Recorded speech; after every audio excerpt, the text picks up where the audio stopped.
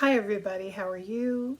My name is Carrie Kuss. I am a clairvoyant and soul guide, and one of my passions in life, as I know it is for many of you, are my animals and connecting with animals. I have always, since I can remember, connected deeply with animals and felt a real spiritual connection to them and have been incredibly gifted by some amazing experience throughout my life, as I know many of you have as well.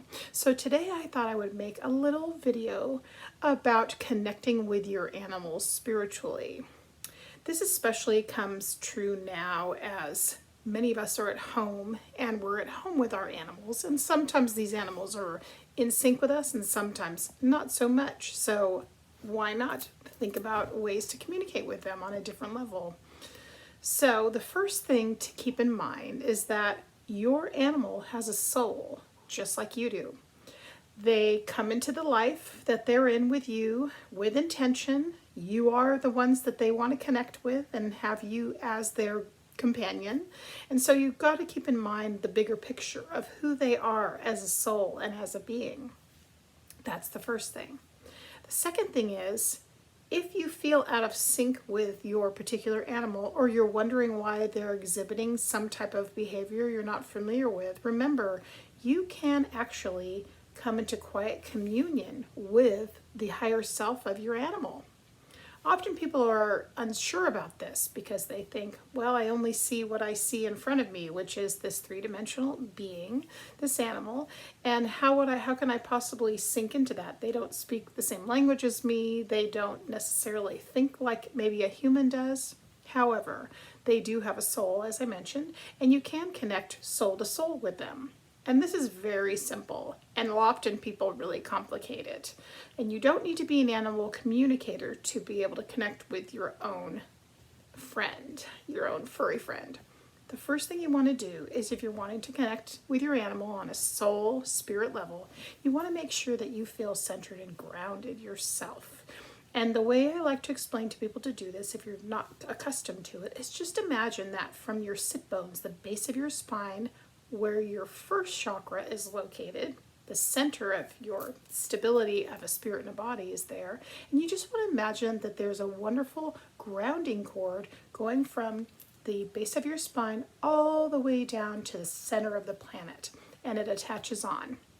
And as it's doing that, the energy of the earth and the grounding energy and wisdom of Mother Gaia comes back up through your first chakra, through your grounding cord, and connects in with you so you feel nice and stable to the earth. And then you want to go ahead and imagine that your aura is surrounding your body, 12 to 18 inches approximately, and it's nice and smooth and balanced around your body. And then you also want to imagine that at the top of your head, which is where your seventh chakra is, just go ahead and imagine that it's opened nice and wide and it's allowing universal cosmic divine energy to flow through. Once these two energies are running through your body and you feel really grounded, you are then allowing your own higher self to commune and connect in with your body. This is a great practice anyway, and you can find more about that in future videos of mine. From that space, ask your own higher self what you need to do to be in connection with the spirit of your animal. What's going to happen is you're going to start aligning yourself with the truth and the spiritual truth and the energetic truth, which comes to you and flows through you.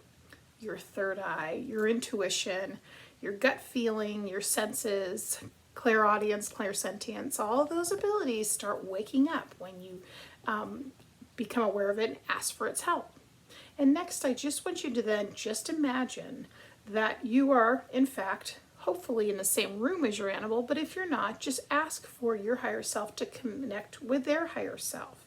And then from there, ask if there's anything you need to know, any messages, any information, any intuition, any wisdom, so that you and your pet can be more in sync. Now, this might have to break through some of your skepticism, uncertainty, or it might just take a while for you to start getting information and impressions of exactly what your pet is sharing with you. But certainly, if you keep practicing, within no time, you will be communing with your animal's higher self. And who knows, you might even get some of their past life information as well. It's there.